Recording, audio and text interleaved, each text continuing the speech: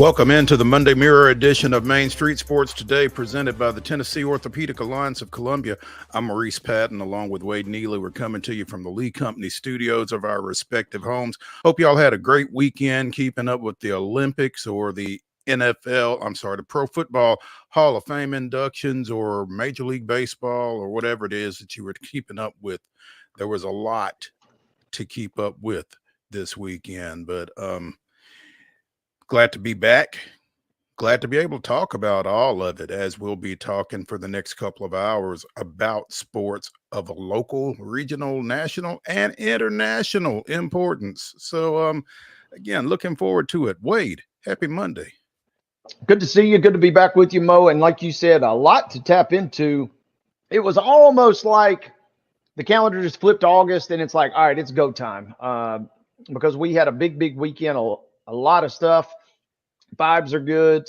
Talking to a couple of high school football coaches over the weekend. They obviously are a little more in tune than, us media types are just yet. But everybody's kind of itching, and it just feels like we're headed in the right direction. Everybody's amped and ready to go. Absolutely. Yeah, that's the best way to say it. So, yeah.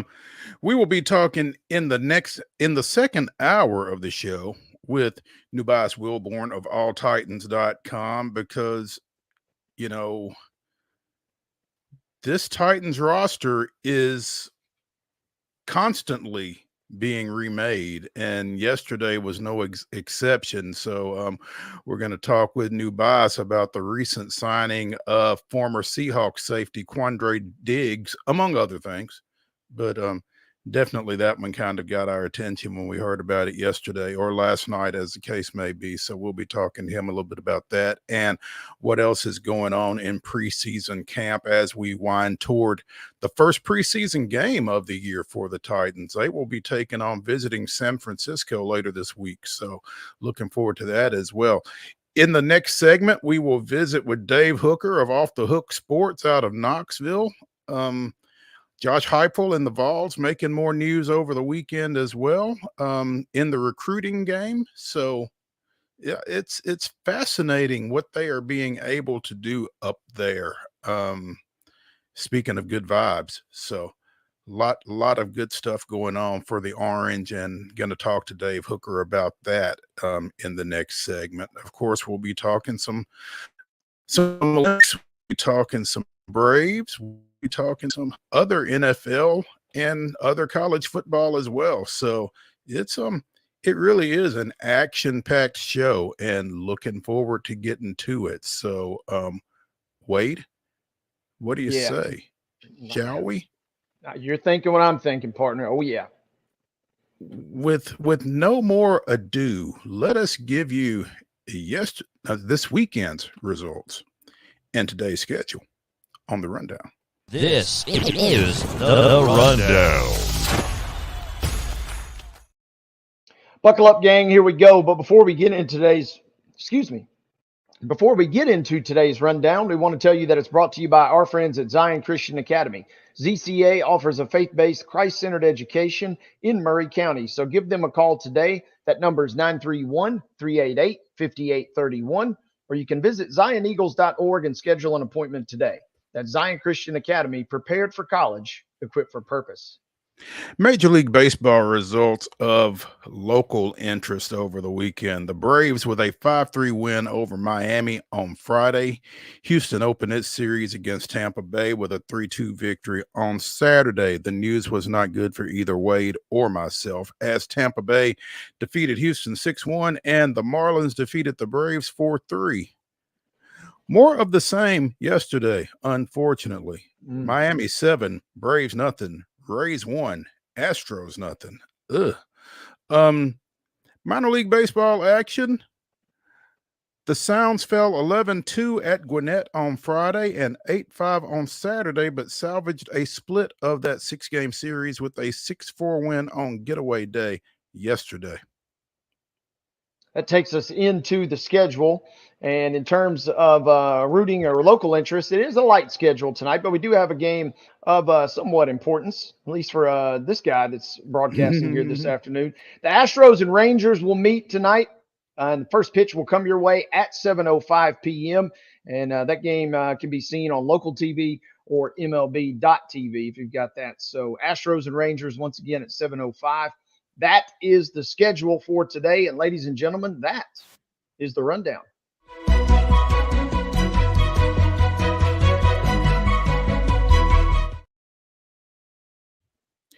Your top story brought to you, as always, by Piggly Wiggly and Neely's Mill in Columbia. Be sure and get over there and check out their delicious daily deli lunch options that are available until 6 o'clock every day, as well as their hand-cut meats. And everything is cost plus 10% at the cash register. Piggly Wiggly, Neely's Mill, Columbia, bringing you your top story today, as always. Today, we talked about Victoria Fraley, Vanderbilt All-American, Vanderbilt's national champion, Vanderbilt's Olympian, and we talked about her as recently as last week when she made the rounds on social media after a post saying that she was going to be unable to pay her rent late last week until Flavor Flav and the founder of Reddit came to her rescue, among others. So, with no financial issues on her mind, she was able to take the field for the Olympics discus competition on Friday. Unfortunately, her best throw of 62.54 meters was 13th in qualifying. The top 12 advance. So Veronica came just short, and that's pretty unfortunate. Her 63.66 throw at the NCAA championships in June would have gotten her into the finals, but she actually, I'm not sure that she's matched that since the NCAAs, because I don't think she did in Olympic qualifying for Team USA or obviously in Paris. So, peak too early. It's tough, right? And especially with these events where everything is so measurable, whether it's track and field in terms of your time on the track or a field event like this, it's got to be really frustrating when you know that you have done better, just like literally you have done better, right? And, literally, yeah. I mean, that's the part that's got to be frustrating. It'd be one thing if you go out and you set your all-time personal best and you still come up short, but when you've done it before and you don't quite get there, that one that will stick with you. And unfortunately for Veronica, we were kind of hoping this story would really keep rolling. Obviously, everybody here in Middle Tennessee and now across the country really is kind of captivated with her and her story. So would have been sweet to see the ride continue, but unfortunately it comes up just shy. Just a little short there for Veronica, unfortunately. As you said, I think she's young enough that she's going to have another shot at Olympics in 2028 out in LA, but you certainly want to capitalize on it when the moment is there in front of you. And again, just came up a little short right here. So you can still say you're an Olympian, and ain't nothing wrong with that. Yeah, I mean, that is a pinnacle of an athletic achievement. And the cool part too about this is, especially when we're talking about younger athletes, right? Some sports you can compete years and years and years down the road looking at you at equestrian. But I mean, when you're talking about young athletes that are even coming back to school, and then you kind of have this level of kind of notoriety and fame, that's what's really cool to me is kind of we're forming kind of the next few household names here. And you're going to be kind of wondering and kind of keeping tabs on her throughout the rest of her athletic career for sure. For sure. Yeah. When somebody comes onto the scene like that, you do want to see what they do next and that kind of thing and how they stay with it. So I am quite sure that Veronica Fraley is a name that's not going to go away for us as far as that goes. Discus finals are this afternoon. Is that right? Am I reading this right? Let's see. Trying to see if we've got finals. We had some pole vaulting going on my screen a minute ago. I hadn't seen any discus throws just yet, though. Not to say that it couldn't be going down, but I feel like today might be the day that everything is kind of really going. I think it is in progress right now. And the U.S.'s Valerie Allman has a best throw to this moment of 68.74 meters. Qualified.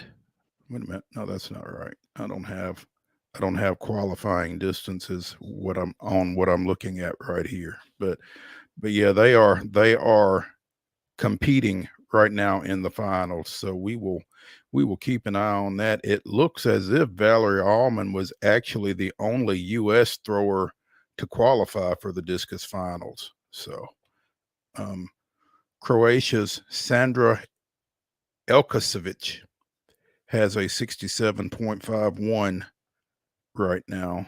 And those are your top two throws to this point. Again, it looks like everybody is heading into their fourth of 6 throws right now. So about halfway home in the Olympic women's discus finals. So we'll come back to that later on.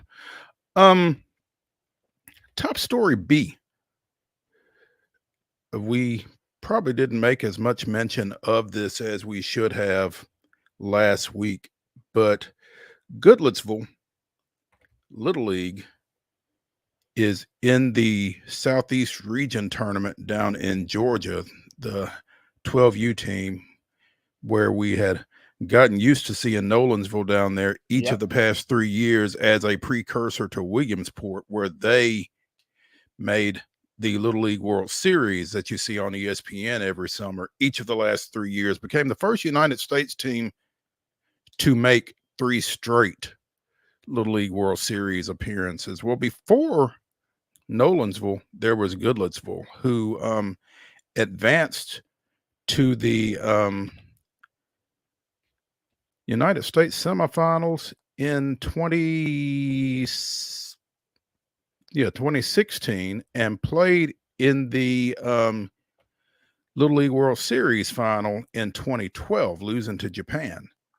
Well, they are back in Warner Robins, Georgia, and if they are going to make the next step to Williamsport, they're going to have to do it out of the losers bracket, because after winning their first 2 games in convincing fashion, 19-3 over Rainbow City, Alabama, and 11-2 over a team out of Virginia, they lost yesterday 8, falling into the losers bracket of the 8-team tournament, and had their backs against the wall literally earlier today. They scored the first 2 runs of their game against Watkinsville, Georgia, came back and scored 6 straight. Led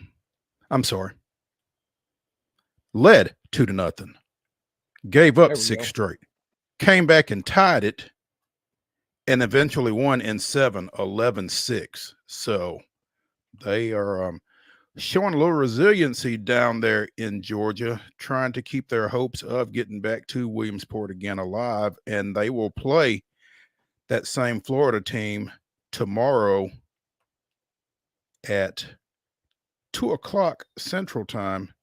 That game will be televised on ESPN.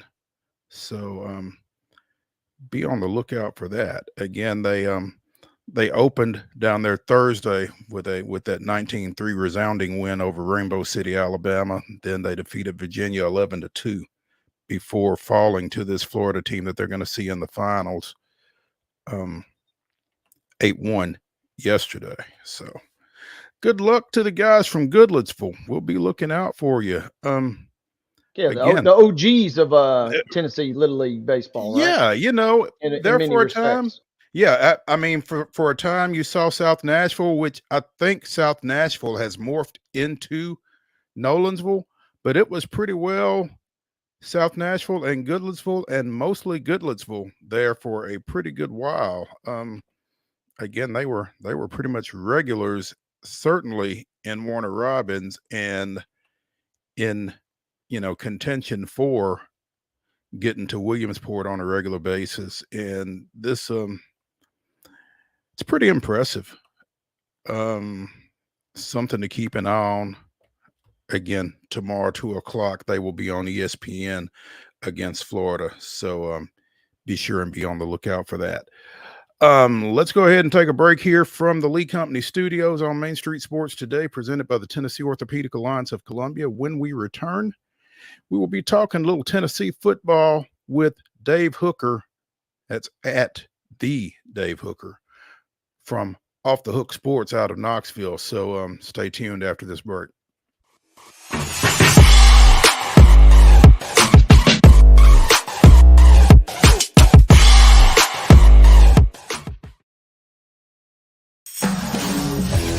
We thrive under the lights. A city of performers. Putting on one heck of a show. Headlining night after night. Welcome to Smashville.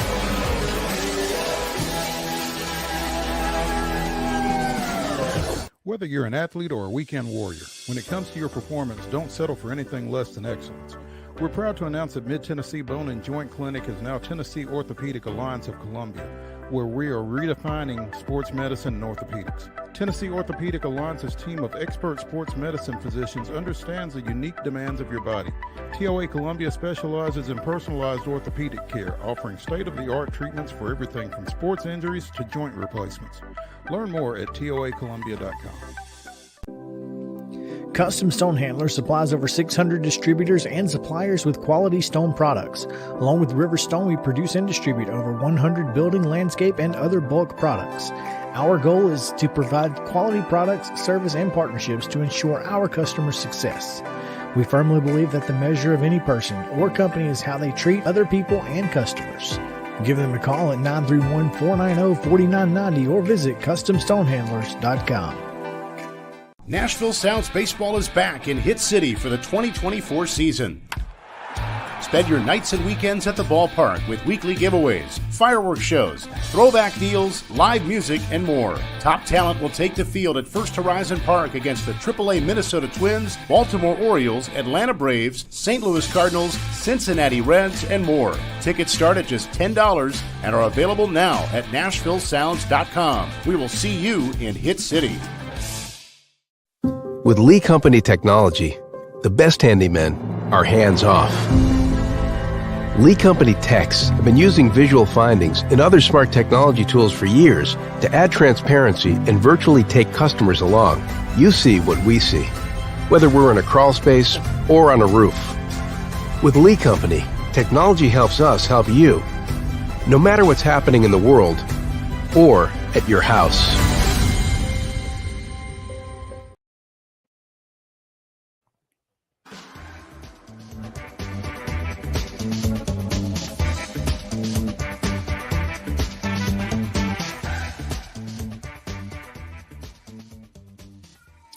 Welcome back to the Monday Mirror edition of Main Street Sports Today, presented by the Tennessee Orthopedic Alliance of Columbia. I'm Maurice Patton, along with Wade Neely, as we await the arrival of Dave Hooker from Off the Hook Sports to talk a little UT football. Again, big development on the recruiting trail over the weekend for Josh Heupel and the Volunteers as they picked up a commitment from 2026 quarterback Faison Brandon out of North Carolina, specifically out of Greensboro, North Carolina, which is, as if you're a Tennessee fan, you know that is also the hometown of one Hendon Hooker.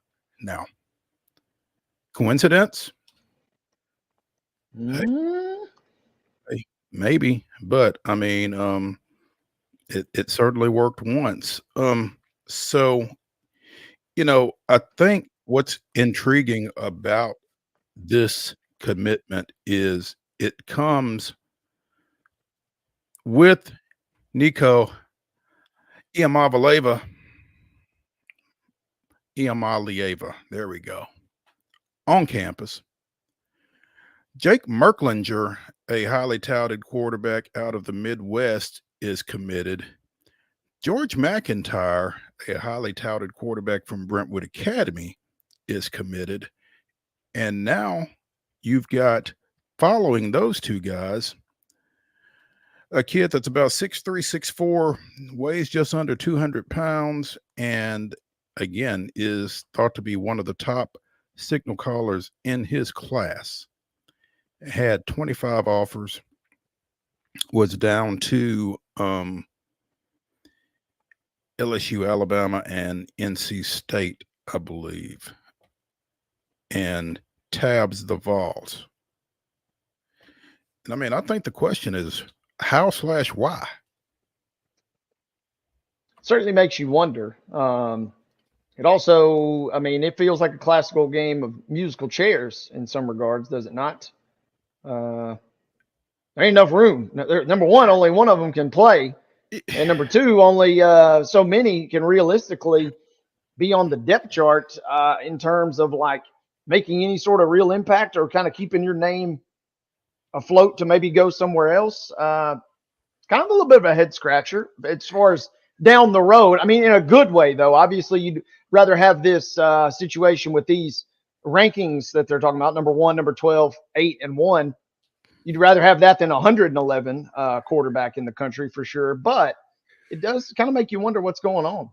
Well, I mean, and the immediate reaction after it started making the rounds on social media was surely they're not all going to stay. And in this, in this world of transfer portal and NIL and everything else, I mean, that's certainly an easily understood reaction to having 4 guys of that caliber, set to either be in or come into your program at the same time. So, I mean, that makes perfectly good sense. But, those guys know, even as they commit, in the case of Faison Brandon, who's in front of them, and they committed anyway. So let's kind of explore in a little bit more depth this phenomenon with Dave Hooker. You can find him at the Dave Hooker on X or on Twitter, however you refer to it, but he's with Off the Hook Sports out of Knoxville. And Dave,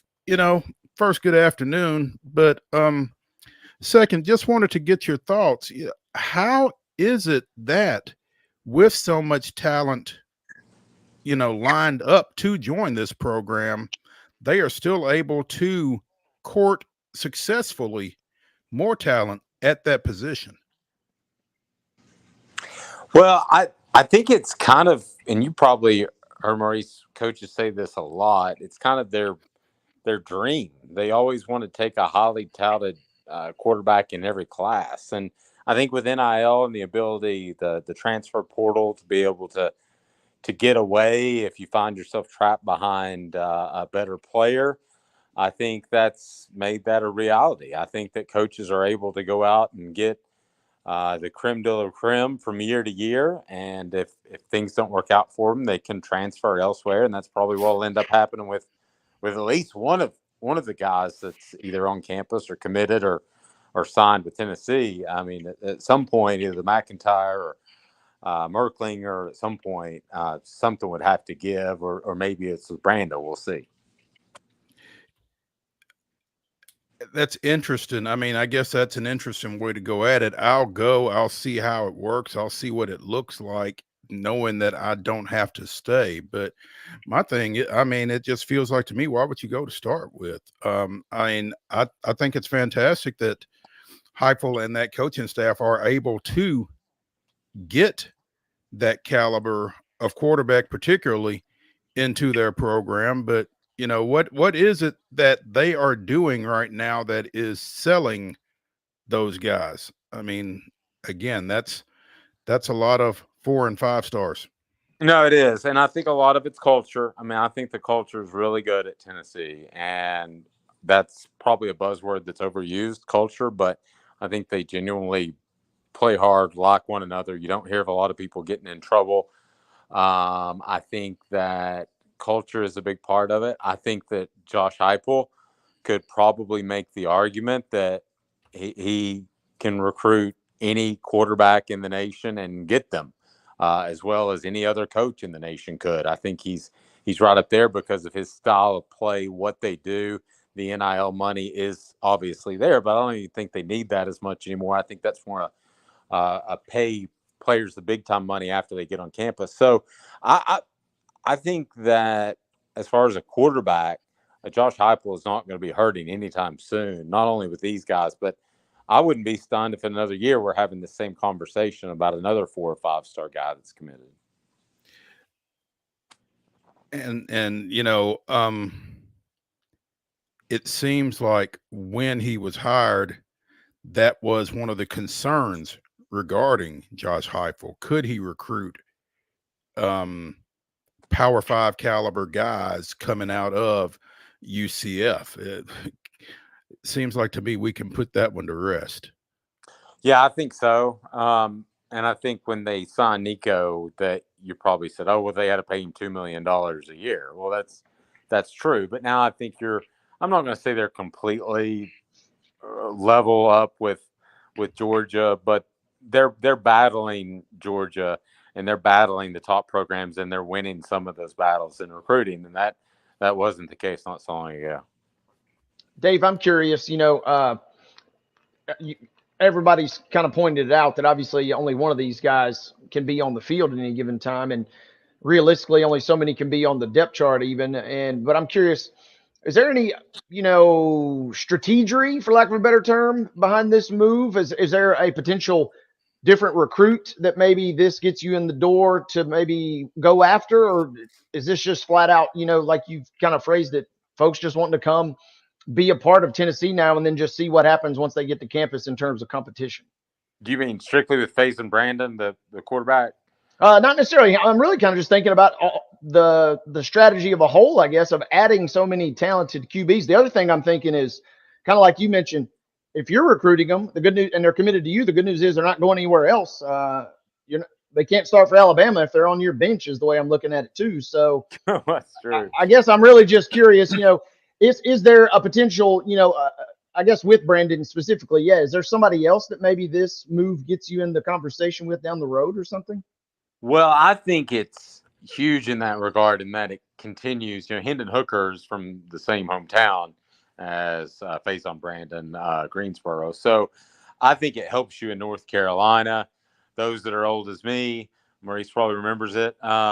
Tennessee practically won a national championship off of defensive line talent from the Carolinas. So they've got to be good there.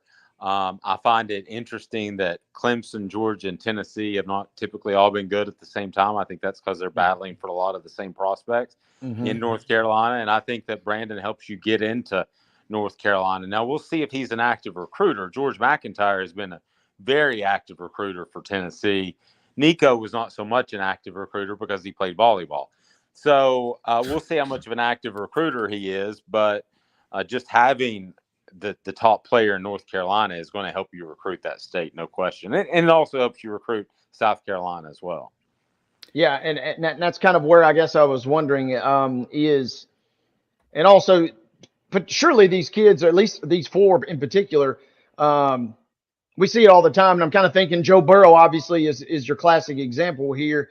Even if you potentially got to campus and didn't start right away with the transfer portal the way it is, it would be better, in my estimation, to think about transferring from a school like Tennessee than if you committed to an App State or somewhere of that nature and then try and re-roll your recruiting out. That's just kind of how it appears to me. I'm curious your take on that. Yeah, well, I think that comes down to relationships and how you handled your business during your time at whatever school you choose. So you get a good recommendation from the coaches there. But the other harsh reality of this is, people don't want to hear about their favorite coach, but Josh Heupel, I'm sure, has told quarterbacks that it would be in their best interest to leave. As a matter of fact, I had one reach out to me on Twitter that shared that fact. So that's just the day and age of football that we live in. Used to be you would get destroyed in recruiting by high school coaches if you pulled a scholarship or ran a kid off. But that's just the way things go nowadays. And I don't feel sorry for the players because they're making good money doing it now. So that's the trade-off. Dave Hooker from Off the Hook Sports out of Knoxville joining us here on Main Street Sports today, presented by the Tennessee Orthopedic Alliance of Columbia. And Dave, as you talk about, pulling scholarships, or maybe nudging somebody in a different direction, that kind of thing. In this day and time, to follow up, you're almost kind of doing the kid a favor, aren't you? I think you are. Yeah, I mean it beats just sitting the kid on the bench for 3 years, and I've seen that happen with a lot of guys that I thought could have been good players, maybe at a smaller school, but just really struggled at the SEC level. I mean, I could list off guys that I thought if they had an immediate transfer portal and they showed up and they said, "I'm not ready for this. I'm not this good. I was wrong. The people who evaluated me were wrong," and they could leave immediately, you'd have a lot more success among quarterbacks. Now, I don't know what that would do to the other positions, but I think the quarterbacks would be log jammed a lot less often. Sure. Did I see is Brandon's not their first 26 commit, is he? No, it's their first 26 commit. Yes. Okay. All right. It's a heck of a get to get things started, I would think. Yeah, it's pretty good way to get things rolling. And to beat Alabama and LSU, I think speaks volumes about what Tennessee has been able to do, because I know Nick Saban's not at Alabama, but Kalen DeMoore has done a fantastic job with quarterbacks. So Brian Kelly has a history not as strong as DeMoore with quarterbacks. So, but again, I think if Josh Heupel walks in your door and says you're going to throw it around 80 times and you're going to throw it around to 80 great receivers, you're going to win a lot of those battles.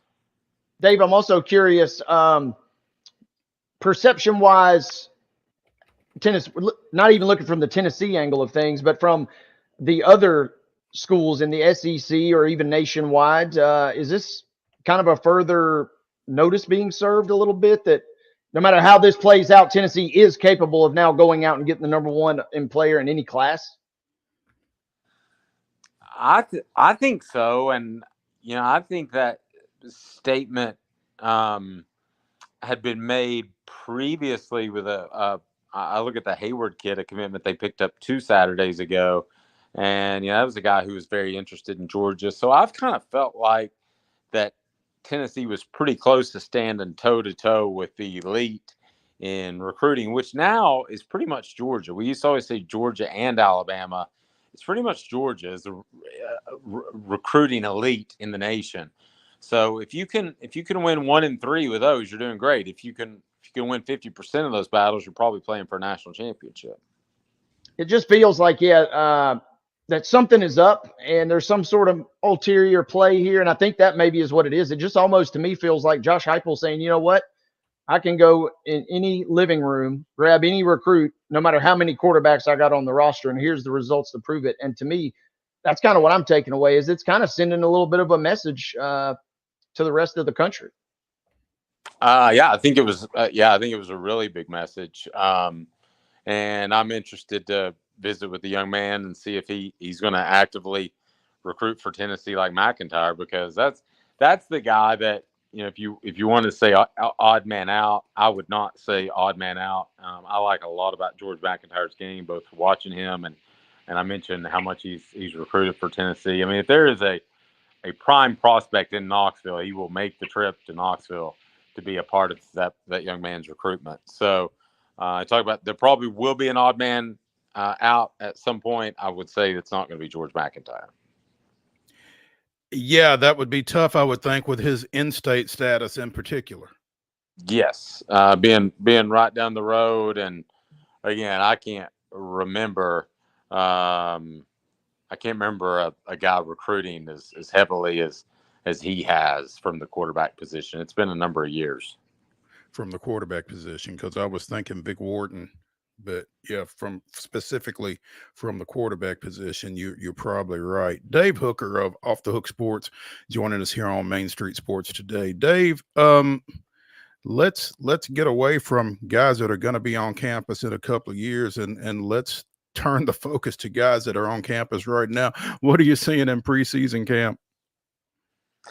I'm seeing a team that is still trying to find themselves, and most recently you have the injury to Jordan Thomas. I think he was probably going to start at the star position, the nickel position is what they call the star. So I thought he was going to start there. I think that opens it up for Boo Carter, and I think there's a real opportunity for him to step in there. I know we've talked a lot about him, but I do think that Tennessee still has to answer some questions on their offensive line in terms of depth, and I'm not sold that the secondary is immediately great just because they replaced everybody.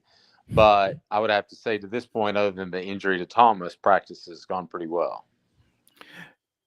The idea of Boo Carter getting on the field as a true freshman really speaks volumes to the talent that he brings onto campus, I would guess. And he was a guy that, primarily lit it up on offense, but obviously he's done enough defensively to put himself in that mix. He's just,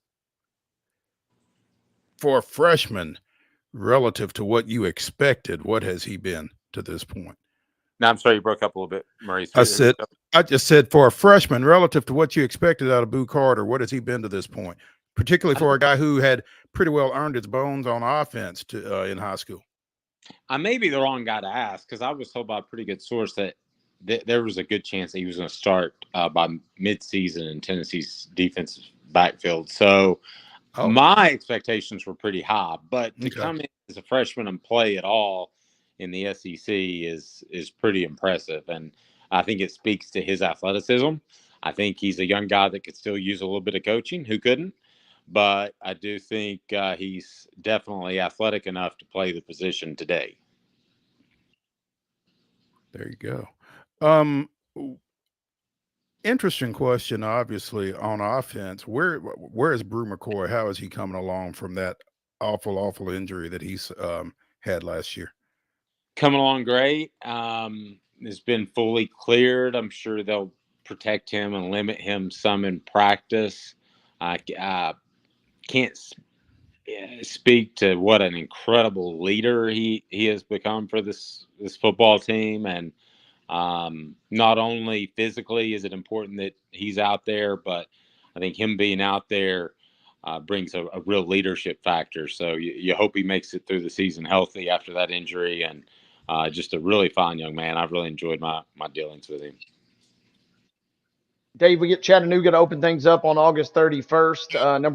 Number one, that just is crazy to think about because it feels like we've been just slowly getting there, but now it's really right there ahead of us. And then what would Tennessee like to, in your mind, get accomplished? Or maybe, where's one real big question mark in your mind that they would like to take care of either by Chattanooga or certainly the next week versus NC State?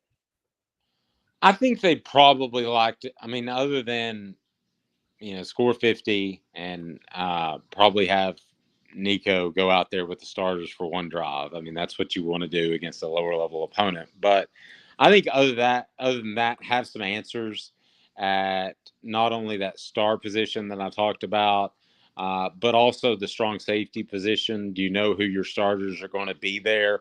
Also, I think by that point, and they may know this already, is Andre Carey going to be better than competent left guard, or is that just his ceiling? If that's his ceiling, then I think you've got to consider doing some other things there.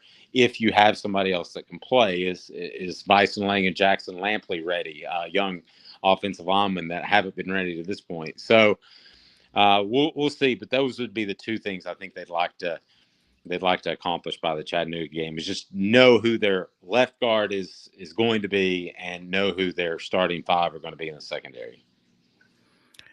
Dave, who is a guy that we've not talked about that by that NC State game, or maybe coming out of that NC State game, we're going to be talking about for Tennessee?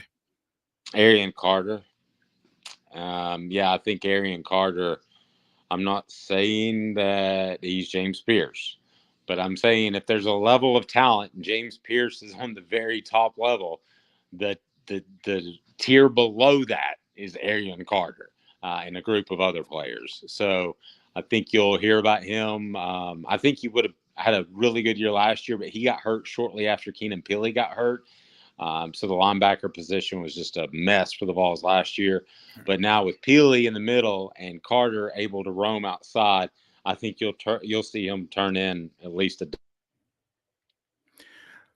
A lot of folks in Middle Tennessee will be happy to hear that because Arian Carter played his high school football over at Smyrna. So looking forward to that working out that way. Dave Hooker from Off the Hook Sports out of Knoxville joining us here on Main Street Sports today, presented by the Tennessee Orthopedic Alliance of Columbia. Dave, we appreciate you taking some time with us, and I'm sure we'll be swinging back to you.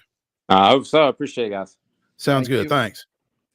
Hey, when we continue here on Main Street Sports today, we will be talking a little baseball, so stay tuned when we return to the Lee Company studios after this.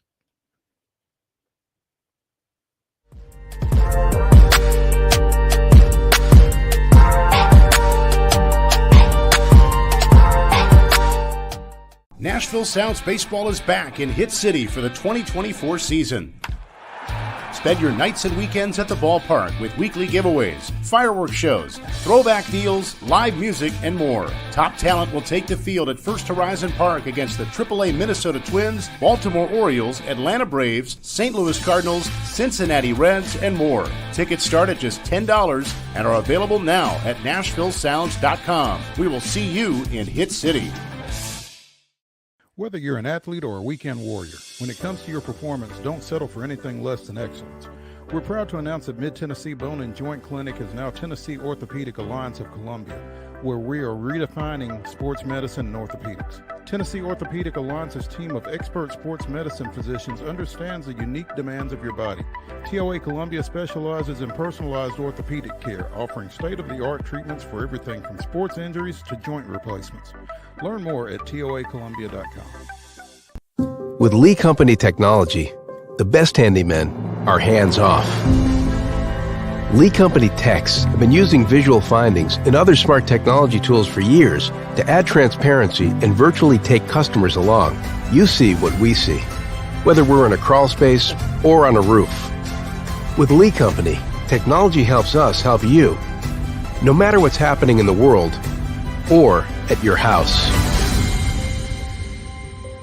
Jones & Lang Sporting Goods here in Columbia has been outfitting teams, officials, and anybody else from T-ball to college for 50 plus years. Be sure and check them out at 931-388-8060 or online at jonesandlang.com. Jones & Lang Sporting Goods, the look of a winner. Zion Christian Academy, zioneagles.org or 931-388-5731. You can schedule your appointment. Go tour their campus. It is beautiful over there, and you're definitely going to want to see it. Again, it's zioneagles.org. Give them a call, 931-388-5731, and schedule your tour today. Custom Stone Handler supplies over 600 distributors and suppliers with quality stone products. Along with River Stone, we produce and distribute over 100 building, landscape, and other bulk products. Our goal is to provide quality products, service, and partnerships to ensure our customers' success.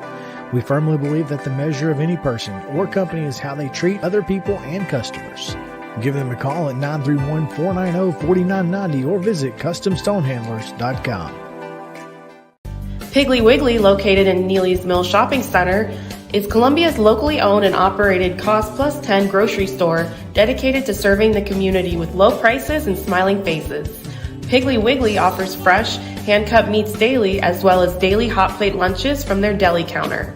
You're certain to see smiling faces and a helping hand when you're here at Piggly Wiggly. Come by and check out our fresh produce, high-quality meats, and more. Down home, down the street, we'll see you at the Pig.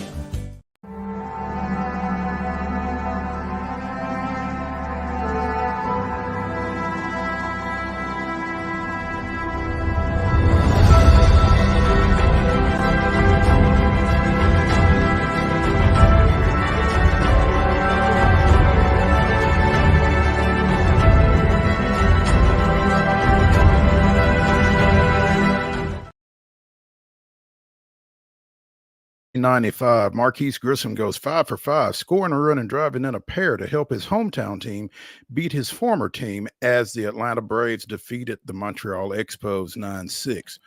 Acquired earlier in the spring, Grissom was a key cog for the Braves over his 2 seasons, catching the final out of the 6-game World Series win over Cleveland later in 1995. That was this day in Braves history. Marquise had a nice career with the Expos, Braves, those Indians, among others. It's fun watching him that couple of years in Atlanta, though, his hometown. So that worked out well. Yesterday did not work out so well in Atlanta for the Braves, as they were shut out 7-0 by Miami. First time in 232 games that the Braves had been shut out. Whew. Yeah. 232 regular season games, because Philadelphia Phillies fans would happily remind you that they were blanked in game 1 of the playoffs last year. But yeah, 232 regular season games without a shutout before yesterday. So wound up splitting that series with the Marlins after winning the first 2 on Thursday and Friday, falling 4-3 on Saturday, and then yesterday's debacle. So could not quite capitalize, or as well as they would have liked, on Philly dropping 2 of 3 out at Seattle. But the Phillies hold a 6-game lead in the National League East, for whatever that's worth, after their 6-0 win at Seattle yesterday. And again, I'm really kind of torn, because given the last couple of years, how things have gone as NL East champions in the postseason, I'm still not sure it's that big a deal. I don't want to say that you don't want to win it, but I do want to say that I'm not sure how disappointed I'll be if they don't win it. So that's, I guess, kind of where I'm at on that. Well, 2 things. Number one, from a pure fan standpoint, yeah, you're probably thinking, why not? Let's try. Everybody else has kind of had some success doing this. Let's try that method and see what happens. And the other good thing is we talked about their cushion ish, if you will, in the wild card. So, if this was a half game, life or death wild card race, which who knows what happens, but if it was really a fight all the way through, then obviously, yeah, you'd be a little disappointed if you potentially could have got some ground made up on the division and you didn't. But the fact they're kind of sitting okay is they're kind of just seems like overall they're playing on a better stretch, which is that team is good enough for them to be playing on that good of a stretch is better than a lot of the league. So I wouldn't be shocked if they maybe continue a little bit of a nice run here.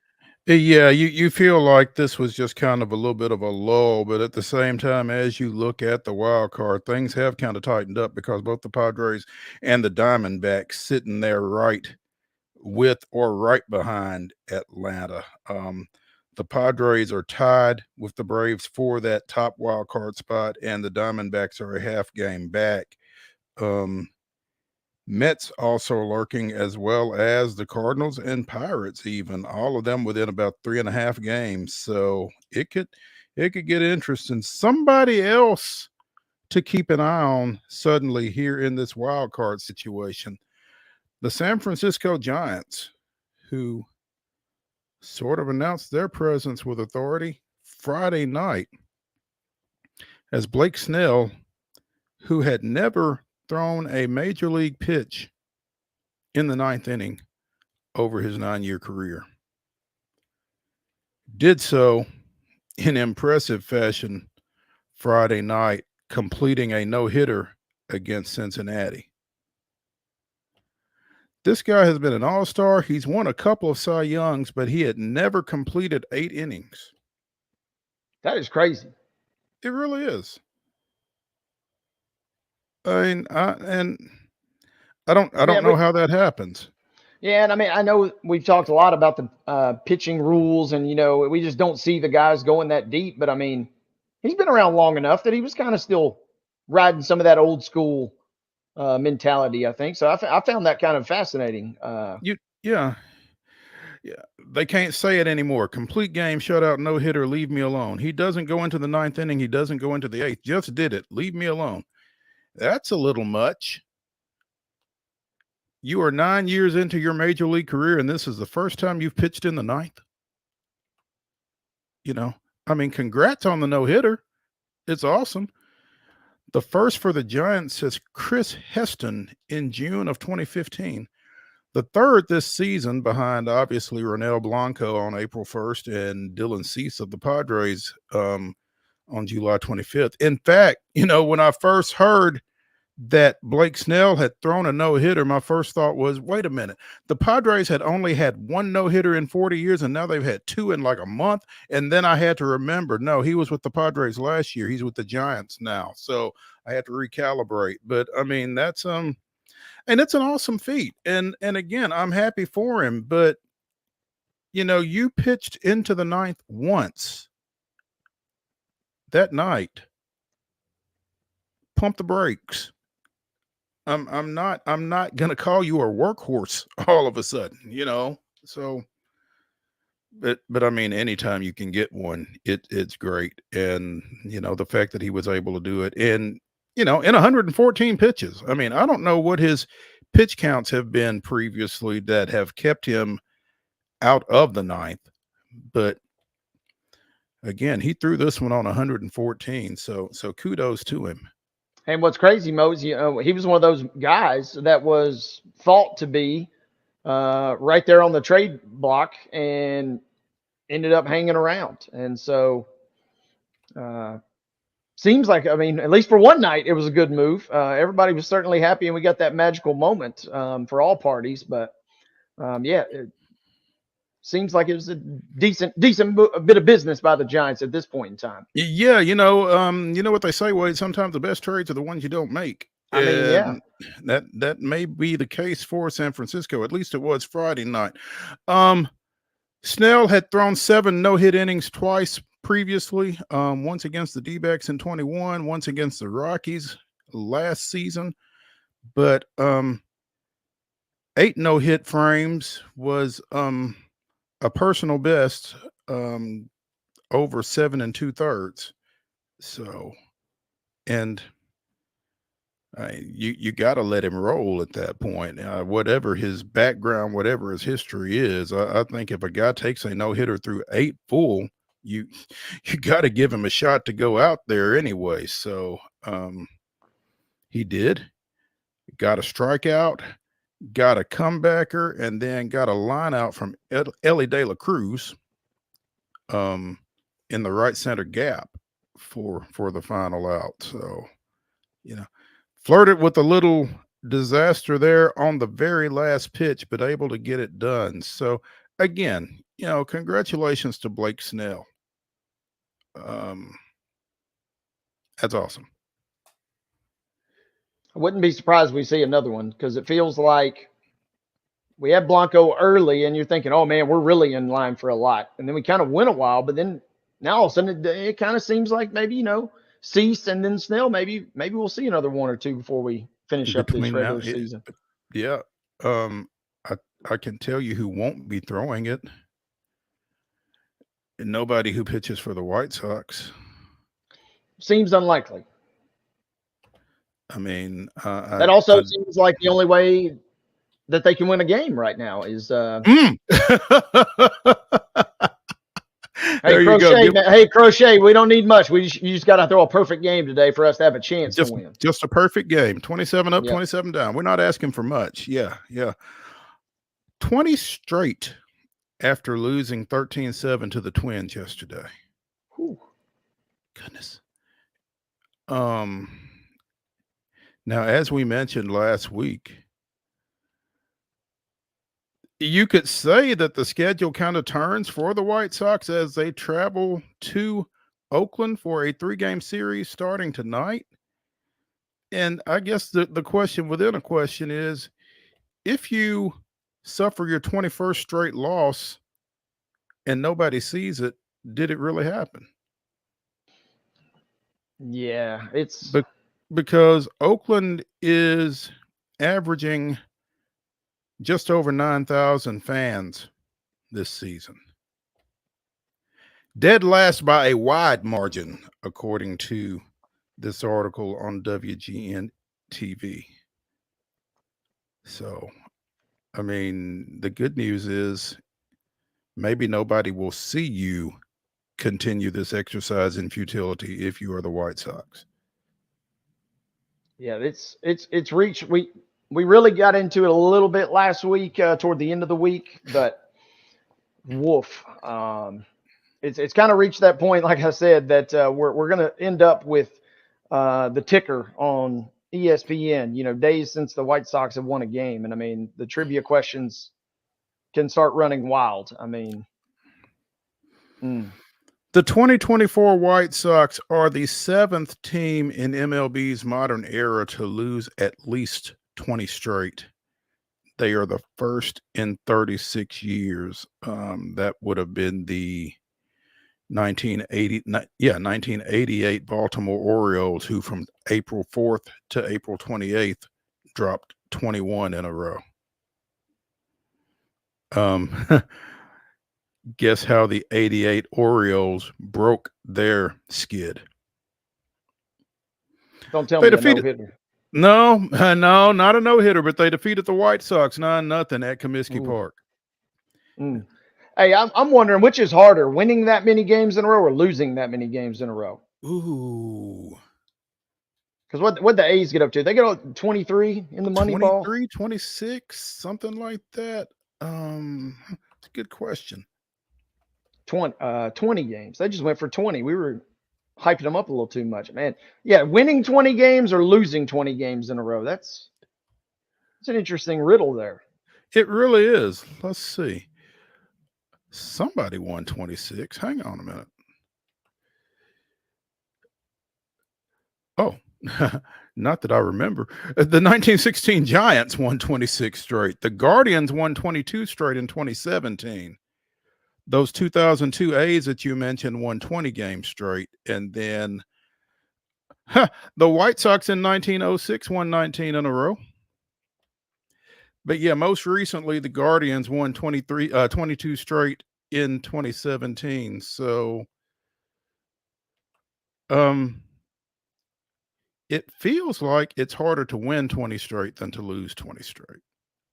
That's what I'm thinking. I mean, to win games, you have to have a little bit of luck every now and again, and to have a streak like that, I should say. To lose that many games, I mean, you kind of obviously could have some meltdowns in games like you're supposed to. And we saw, I forget who they played last week, the Royals. Maybe there was a lead they blew in the 8th inning. Yeah, I mean, so that's the opposite of that, I guess. But it does feel like, on average, it probably is harder to show up and win 20 straight, I think.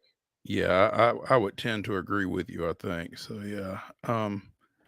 Well, we will be keeping an eye on the White Sox and the Athletics, and I'm sure we will be discussing it more tomorrow, one way or the other. So, hour number 1 of the Monday Mirror here on Main Street Sports Today, presented by the Tennessee Orthopedic Alliance of Columbia, has come and gone. When we return to the Lee Company studios, we'll be talking a little football, or a little more football, both of the professional and the collegiate variety. So stay tuned after this break.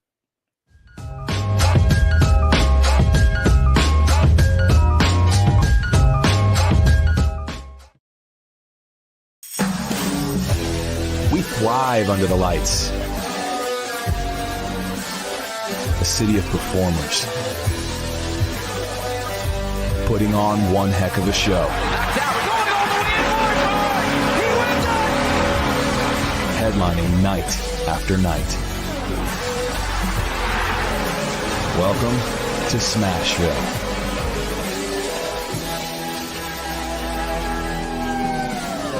Whether you're an athlete or a weekend warrior, when it comes to your performance, don't settle for anything less than excellence. We're proud to announce that Mid-Tennessee Bone and Joint Clinic is now Tennessee Orthopedic Alliance of Columbia, where we are redefining sports medicine and orthopedics. Tennessee Orthopedic Alliance's team of expert sports medicine physicians understands the unique demands of your body. TOA Columbia specializes in personalized orthopedic care, offering state-of-the-art treatments for everything from sports injuries to joint replacements. Learn more at toacolumbia.com. With Lee Company technology, the best handymen are hands-off. Lee Company techs have been using visual findings and other smart technology tools for years to add transparency and virtually take customers along. You see what we see, whether we're in a crawl space or on a roof. With Lee Company, technology helps us help you. No matter what's happening in the world, or at your house.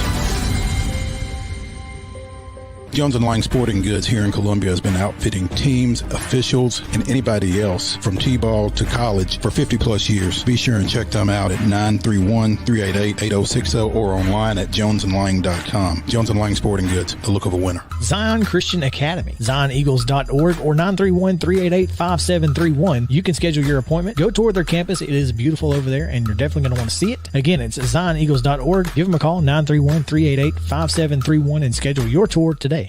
Piggly Wiggly, located in Neely's Mill Shopping Center, is Columbia's locally owned and operated Cost Plus 10 grocery store dedicated to serving the community with low prices and smiling faces.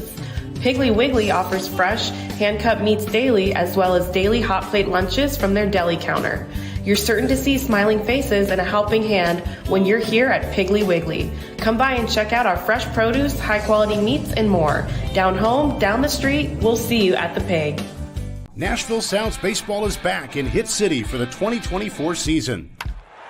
Spend your nights and weekends at the ballpark with weekly giveaways, fireworks shows, throwback deals, live music, and more. Top talent will take the field at First Horizon Park against the AAA Minnesota Twins, Baltimore Orioles, Atlanta Braves, St. Louis Cardinals, Cincinnati Reds, and more. Tickets start at just $10 and are available now at NashvilleSounds.com. We will see you in Hit City.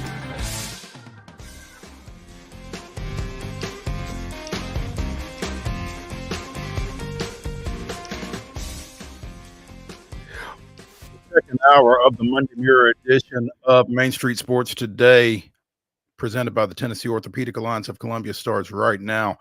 I'm Maurice Patton, joined by Wade Neely. Wade, we talked about all the stuff that took place over the weekend. Well, one of those things was the Pro Football Hall of Fame induction, as Dwight Freeney, Randy Gradishar, Devin Hester, Andre Johnson, Steve McMichael, Julius Peppers, and Patrick Willis were immortalized in Canton on Saturday. And I tell you, I had never really watched the Pro Football Hall of Fame induction ceremonies. And for whatever reason, I mean, I guess I was here at home Saturday doing some work and it was on. So I checked out a good bit of it. And I'm not telling you anything you don't know when I say that this really means something to these guys. I mean, a lot of emotion, a lot of heartfelt comments, that kind of thing. It was a lot of reflection, and it was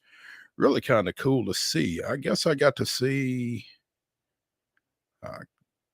I did not get to see a whole lot of Peppers's induction speech because I was moving around and leaving the house, but I think I got to see some of pretty much everybody else, and just the reverence that they held the Hall of Fame in was really, it shouldn't have been surprising, but it was really kind of impressive to me, what it meant to those guys to be recognized in this manner. So it was really cool. Wade, you're muted. Try again. Now we're talking. There we go. Yeah, they do a great job with this thing, and I didn't get to watch this year's. But over the years, if it's somebody that I grew up, Curtis Martin, one of my all-time, probably my all-time favorite player in NFL history, watched his speech. Randy Moss, Ed Reed was also another favorite of mine growing up. So, those were the ones. And anytime you get a chance to see Charles Woodson and Peyton Manning side by side at a ceremony, you never know what's going to happen, if you catch my drift.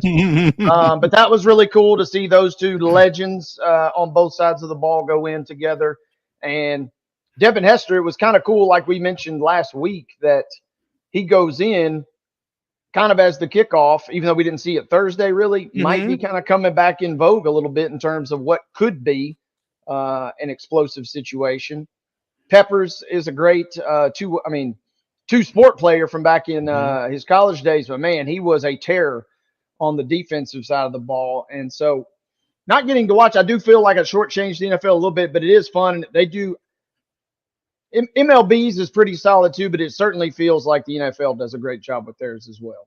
It really does. I feel like for whatever reason, there was something that elevates the NFLs over Major League Baseballs. I can't really put my finger on it, I don't think, but it does. You know, I was really impressed by Devin Hester's comment that he made going in as the first returner that, you know, I'm not the only returner that deserves to be in the Pro Football Hall of Fame. I'm just the first. And it'll be interesting to see how that opens up doors for other guys who were, you know, primarily return guys to get into the Hall of Fame. You know, a lot of back and forth on social media regarding Steve McMichael, obviously suffering from ALS, and um he had some of his Chicago Bears teammates and Hall of Famers around him in his home as he was inducted into the Hall of Fame, and man, it's it's kind of tough to watch. I mean, obviously not in good health, nonverbal right now, um, and you know the bust was there. He was actually wearing his gold jacket and that kind of thing. I think his sister kind of read his acceptance speech, but uh, you know, I, I think that some thought it was emotional. I think some thought it was a little morbid, to be honest. Um, it was, like I said, it's kind of tough to watch. And, you know, as friend of the show and former coworker, and Jeff Pearlman says, you know, the fact that probably pro football is the reason Steve McMichael is in the shape that he's in right now physically is it's kind of a tough thing to kind of take, kind of deal with. Um, and I'm not trying to tell anybody what to feel about football or whatnot, because it's above my pay grade. I don't know. I don't even know how I feel about it. It's we know some of the results of, you know, constant hits, particularly to the head and upper body and that kind of thing. And I'm not. I'm just not ready to pass judgment on anybody that plays it or watches it or doesn't. You know, uh, but it's tough. It's tough to see Steve McMichael in that situation, and I don't know what you do with that. But that was. I don't know if that was as positive an image as the NFL and the Pro Football Hall of Fame wanted to create with that scenario there. Yeah, talk about a delicate situation. The producers and the league at whole, you're trying to really walk a, tightrope there of being respectful, but also in trying to pay respect to Steve and his family and do the right thing, but also, yeah, kind of not really tap into the super morbid realm of it in a sense. So it was a difficult task, and I thought it was cool that so many teammates and everybody, you know, that what they say, we're your world champion brothers here. You know, they kind of made reference to that 378 brothers back in Canton. They said they're looking out for you. I mean, kind of cool in the sense that, you know, everybody's sticking up for Mongo, but man, it um, should have been a really, really special ceremony, but it was kind of difficult at times. It sounds like. I think you really hit on it. Very delicate Yeah, gotta be. situation. I mean, man. Yeah. Um, McMichael diagnosed with ALS in 2021. Um, and clearly that's that's a very, very unfortunate situation there for anybody who has to deal with that former pro athlete or not. So wishing him and his family the best as far as that goes. Late last week, Wade, the NFL's top 100 was announced, and they kind of rolled them out in cycles, you know, 76 through 100, 51 through 75, 26 through 50, And then I think they got to like 10 through 25, and then they started counting them down. And you knew something was amiss when number 4 was Patrick Mahomes. Yeah. Very interesting, to say the least. These things are designed to be lightning rods, but even though you know that, when you see it, you still kind of start foaming at the mouth a little bit when something like that comes out. Come on.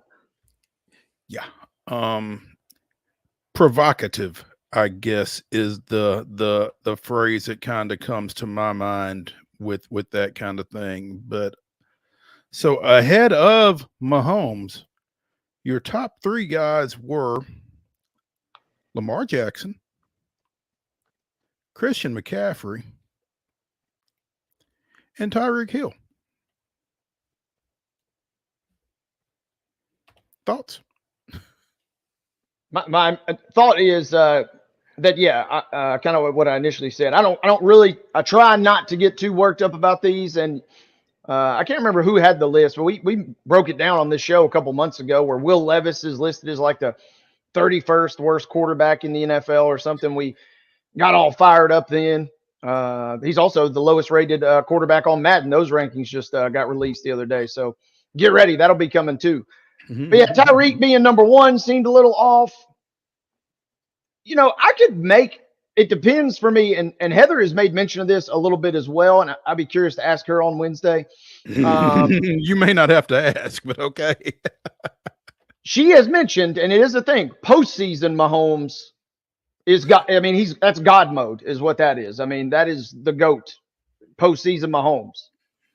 Now, if this is just regular season, I can make an argument for Lamar Jackson specifically being ahead. Mm-hmm. If you're all encompassing, maybe it floats back down a little toward Mahomes.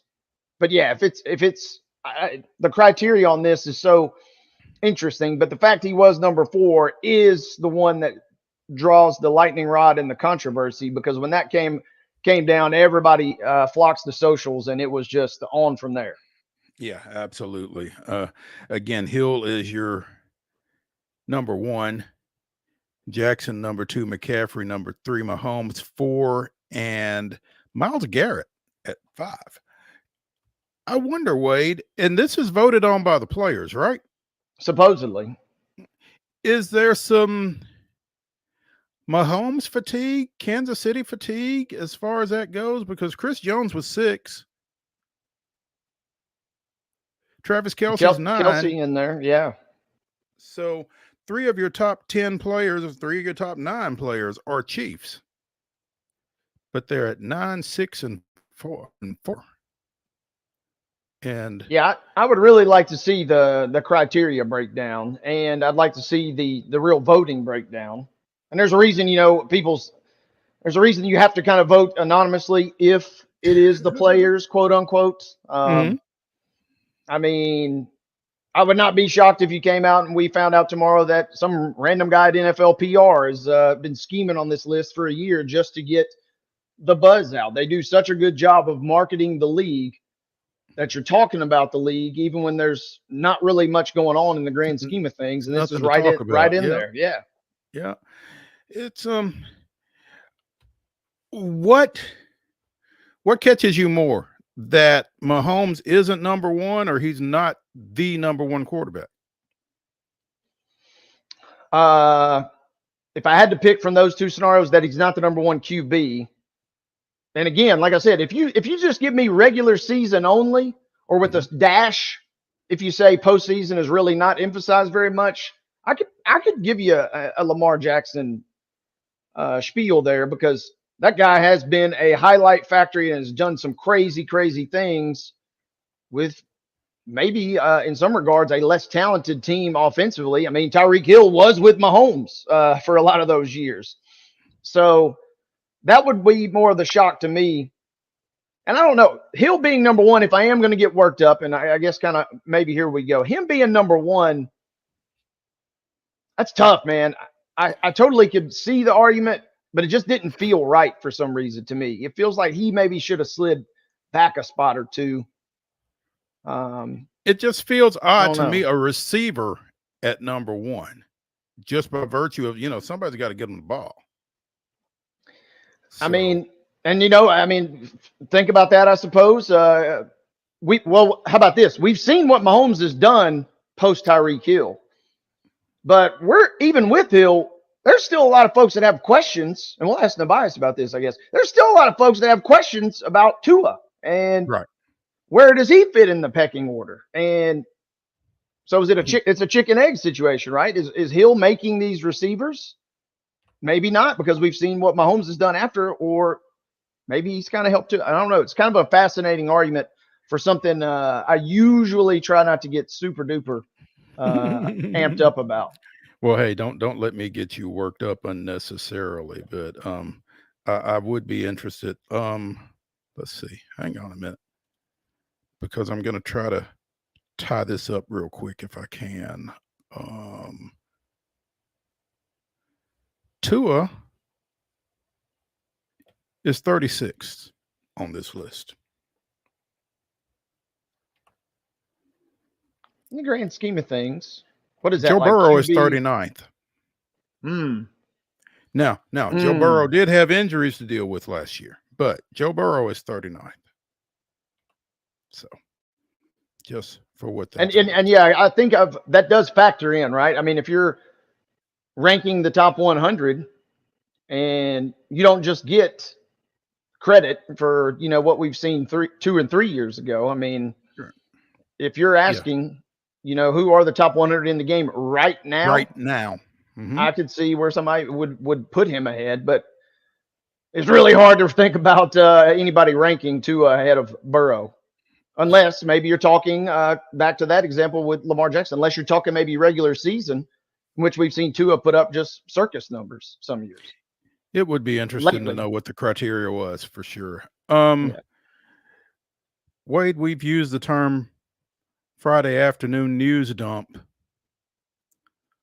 I think we saw it executed coming out of Lexington this past week. The NCAA announced Friday that it has reached an agreement with Kentucky on appropriate penalties stemming from level 2 violations that occurred within the football program. At issue is the fact that at least 11 football players received impermissible benefits for work not performed between spring 2021 and March of 2022. 8 of those players went on to compete while ineligible. The games that those 8 participated in included 17 victories, which will have to be vacated, apparently. 10 of those wins in that 2021 season where Kentucky won the Citrus Bowl and was ranked 18th at the end of the season in the Associated Press Top 25. Yeah, talk about a little bit of a news dump, right? Yeah. This comes out on Friday afternoon. I guess I saw it just after we went off the air on Friday, of course. But it's like, what do you think Calipari's response was? Going back to Mark Stoops, as this is a football school. I mean, I think there were a couple of grins, maybe a high five or two in Fayetteville when this came down. So that'd be some good back rooms to be in to listen to some conversations. I will tell you this: the only real news or chatter, I guess, that I did see about this was there are a lot of folks that were talking about Mike Leach and his win percentage is just below. We've mentioned it before that it's just below that 60% threshold by like one game, I think, even to get into the College Football Hall of Fame. And everybody is wondering / advocating, hey, Mississippi State is not entitled to that win, but man, it'd be sweet if they could go ahead and just give them that win and we could get Coach in there after the fact. Rest in peace. I mean, Kentucky, come on, Kentucky. Do Mike Leach a solid. You've been stripped of the victory anyway. Come on. Yeah, we forfeit these games, but for this one particular game, we do a special double forfeit or game reversal, something, whatever we got to do, man. Because whatever it takes. Yeah, let's get the win going. You can't claim it anyway. You might as well let Mississippi State. Yeah, You know, do the right thing, Kentucky. Wade, I saw this and my heart kind of went out to you. Oh boy. Yeah, Michigan's Sharon Moore could face suspension and a show cause penalty from NCAA in sign stealing investigation. The NCAA has sent a notice of allegations to Michigan, and apparently Moore has been accused of deleting more than 50 text message exchanges between him and Connor Stallions, who is at the center of said sign stealing scheme, or alleged sign stealing scheme. There would also be a show cause for former Michigan coach Jim Harbaugh if he were ever to return to the NCAA level as a result of this, if it all plays out this way. But this is what is being considered. Harbaugh, Stallions, former Michigan assistants Chris Partridge and Denard Robinson are all accused of level 1 violations. The school faces a level 1 violation for a pattern of noncompliance, and Moore's allegations are a level 2 violation, which is not as serious as level 1s, but still, there's the possibility that he could get hit with a show cause as a result. So that is ongoing between the NCAA and Michigan. Never a dull moment for them. No, and just real quick on that, with Harbaugh being gone, if for some reason he had stuck around, I think he wanted to go back to the NFL, but I think he also read the writing on the wall and said, I'm about to get hammered if I stay. But by him being gone, it's not going to be as bad. And Moore it's an embarrassing situation for a first-year head coach who went on national television and, was crying and getting fired up for Harbaugh. So, it's embarrassing for him personally and somewhat in that regard, I would suppose. But I don't think much is ultimately going to come of this, in the sense that you got rid of Harbaugh. Stallions kind of looks like the real bad guy too, because kind of some non-compliance that he's kind of gotten into.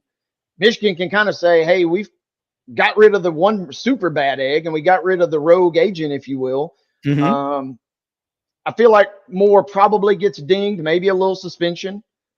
And then it was interesting too, because after the national championship, Charlie Baker got up and said later that Michigan, quote, won the national championship fair and square, which was interesting because they won like 6 really good games versus really tough opponents after all that had came out and after Stallions was gone. So it just, to me, feels, as a fan and kind of just reading some tea leaves as through these articles here, it feels like it's ultimately going to be maybe a little more than a gentle slap on the wrist, kind of just a little pat, I think. And Moore will probably do a game or two and we'll blow over from there. And then some, kind of like the world works. The folks below Moore, some of these folks like Partridge is already gone. Shoelace, Denard Robinson, he may get a little something, but it feels like Moore, maybe first time leeway, I guess, if you will, in a sense, perhaps. Go forth and sin no more. Yeah.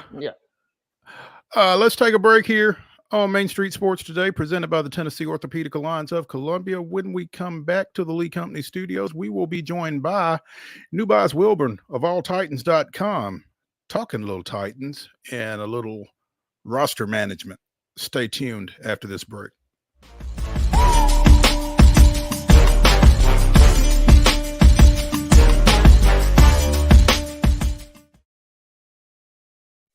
With Lee Company technology, the best handymen are hands-off.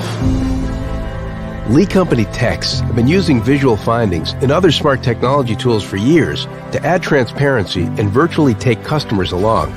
You see what we see, whether we're in a crawl space or on a roof. With Lee Company, technology helps us help you, no matter what's happening in the world or at your house. Piggly Wiggly, located in Neely's Mill Shopping Center, is Columbia's locally owned and operated Cost Plus 10 grocery store dedicated to serving the community with low prices and smiling faces. Piggly Wiggly offers fresh, hand-cut meats daily as well as daily hot plate lunches from their deli counter. You're certain to see smiling faces and a helping hand when you're here at Piggly Wiggly. Come by and check out our fresh produce, high-quality meats, and more. Down home, down the street, we'll see you at the Pig. Whether you're an athlete or a weekend warrior, when it comes to your performance, don't settle for anything less than excellence.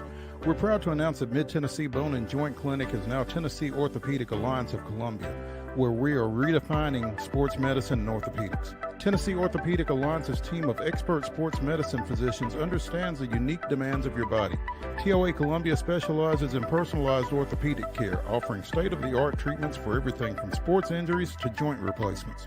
Learn more at toacolumbia.com.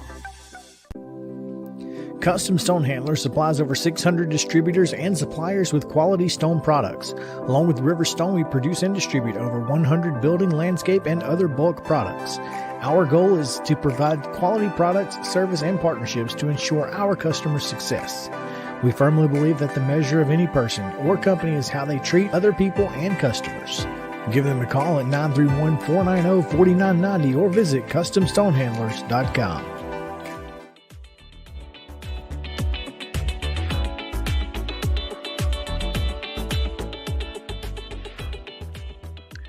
The Monday Mirror continues here on Main Street Sports Today, presented by the Tennessee Orthopedic Alliance of Columbia. Wade Neely over there, Maurice Patton right here, and we are joined now by AllTitans.com's NUBYJAS WILBORN.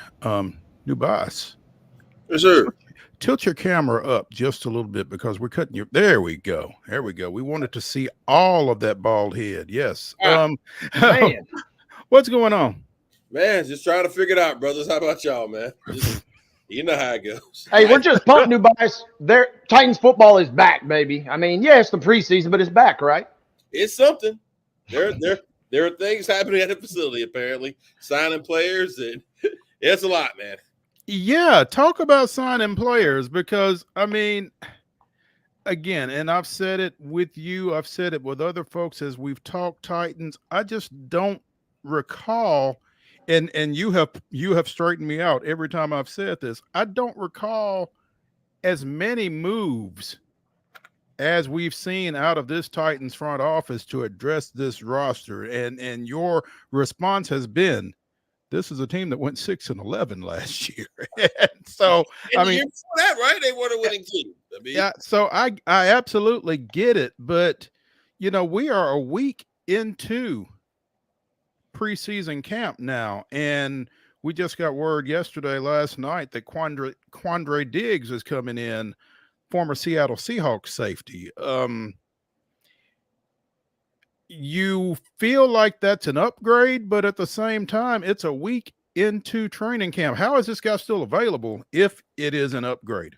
well, there were a lot of safeties left on the market, as we know. I mean, in fact, there's still safeties left on the market. So it happens. Also, just kind of one of the things that now, because Rand talked about this, even going back to February, where he wanted to leave a certain amount of salary cap space available so they could sign a player. Remember, they got DeAndre Hopkins, who we hope is okay, by the way, you know, with his situation. They got DeAndre Hopkins in camp last year or 2 years ago, whenever that was, when they got Hopkins. So this is kind of a thing in the NFL now.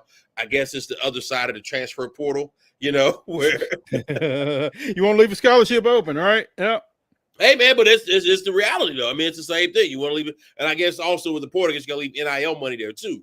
But nonetheless, you know, because Quandre, this ain't volunteer work anymore. So I say all that to say, I mean, this is just where the NFL is. Is he as good as he was when he was at his best? Probably not. Is he better than what the Titans had? Probably. Probably so. Is it enough to take him to a Super Bowl? Yeah, probably not. But, you know, here we are. What do you like about this move other than it improves them in the middle? I mean, also, this is someone who's experienced. This is someone who has been on winning teams, has been in winning organizations. So I think those are always good attributes you want for a team that, quite honestly, is young. And you talk about last year's team that, you know, lost all those games. I mean, also, how many of those guys who aren't on this year's rosters from last year made another roster. I mean, the quarterback, Ryan Tannehill, for instance, is still out there in the streets. The man was a starting quarterback last year. He can't get a job. So I say all that to say, like, there were some issues, and I think the Titans need people who know how to win. Yeah, and to your point, Tobias, there have been points, there were points during last year's season where, and 2 years ago with injuries, where you get into a game and you're saying, no offense to whoever it is, but you're like, this is the best that we can put out there. And it just seems like the overall depth was not there. And so if nothing else, the Titans appear to be, whether it's by bringing in quote unquote flashier signings or bringing in some more household like names, it seems like they're trying to at least address some of their depth issues, because they had some guys out there that, to your point, that feel like they would not have made any other roster. And not only are they on the field, they're being relied upon at some points during these last couple of seasons. I mean, that's the thing. I mean, there's a lot that goes back to it, obviously, with the previous GM and coaching staff, with John Robinson at GM, of course, with Mike Vrabel. There's a lot of flaws there, man. I mean, it's just reality. I mean, they were not a good football team. They just weren't. I mean, it's evidenced by record, evidenced by everything that we've seen. They were not a good football team. And quite honestly, they weren't a very well-run organization, if you really look at it. I think now you get Rand in there trying to change things up. You get a new head coach trying to change things up. You get some players and some little bit of a youth movement. Now, they did go older in some of their signings with Calvin Ridley and some of those other guys. So it'll be an interesting mix. I mean, again, I think this is a team that can be better than they were last year. I don't necessarily know if that means it'll result in more wins, but they can be better than what they were last year.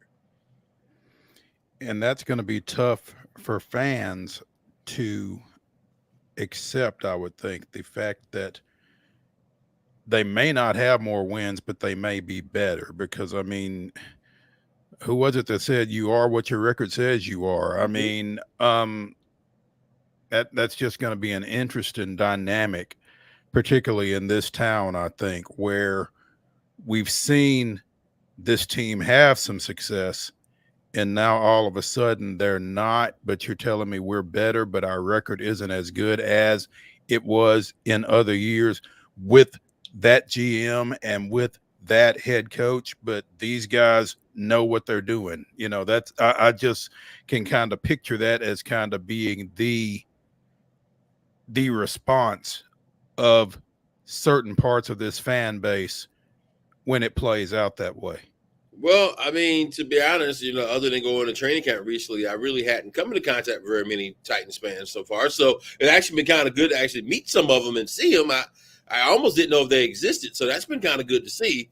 But seriously, it is tough, man. I mean, the real question is Will Levis a starting quarterback?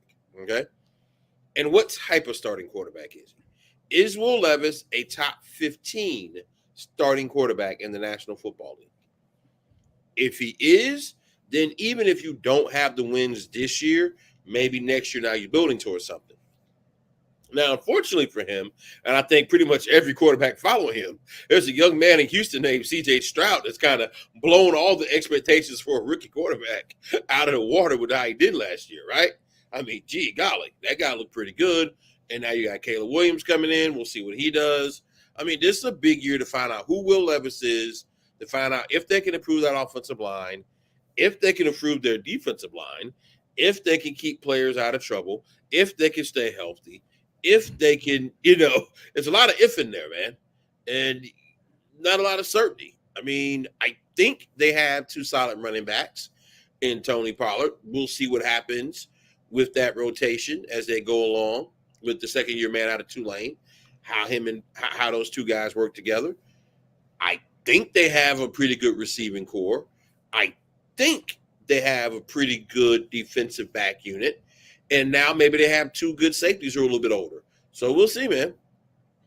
Tobias, other than running into the friendly neighborhood Titans fans out there at camp, what else did you maybe take away, if anything, from the first real kind of look at these guys as we get into preseason week one? T'Vondre Sweat's really big, and he's really fast, and he's pretty good at football. I think that's probably number one. Latham as well. I think they did really good with those picks. I've liked what Treylon Burks has been able to do so far. Again, it's early. We'll see. But he looks like he's ready, and now he making even more of a role depending on what's going on with Hopkins. A little bit concerned about the suspension there for Arden Key. It's kind of a big deal. Might be why maybe he was a little bit chippy with a certain reporter. Well, to be fair, I mean, it doesn't take much to be chippy with that particular person. But I don't think you have to really search for too many reasons to be chippy with that particular guy. However, that might have been part of the fuel there because he knew that was coming. Okay. And also Jeffrey Simmons. Like, is he really locked in? What's going on there? We talked last week after the word about DeAndre Hopkins came out, and it felt like to me, NUBYJAS, and I know this is your first year with this franchise, but it feels like to me that maybe the Titans are better equipped to handle the prolonged absence of DeAndre Hopkins than maybe they would have been in other years. As you mentioned, Treylon Burks, now in his third season, Nick Westbrook-Ikhine. So they've got a little bit more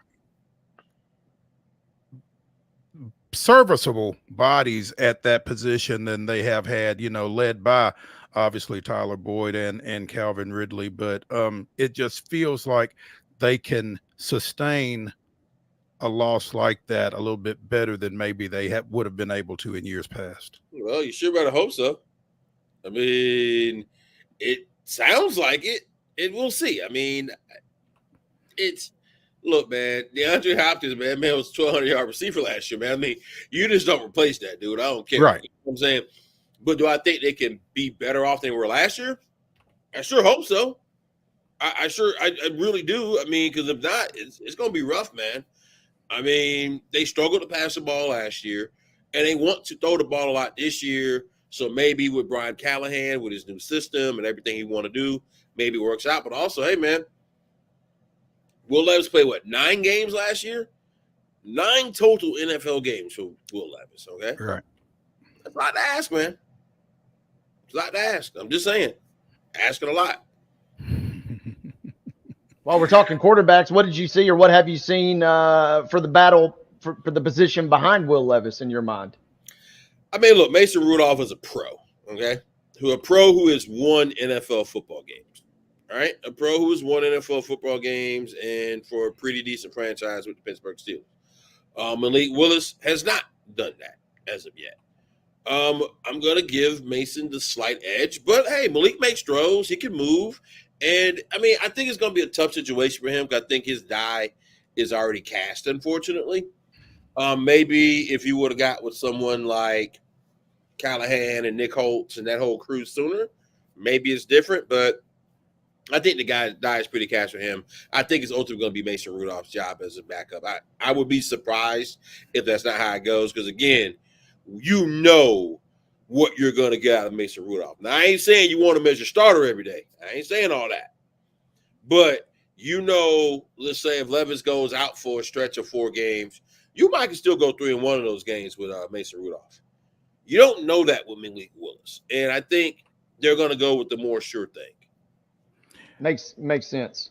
It absolutely makes sense. The next question at that point, though, becomes, do they keep him? Do they try to stash him on the practice squad? Or is he just, does he ultimately eventually wind up out in the streets?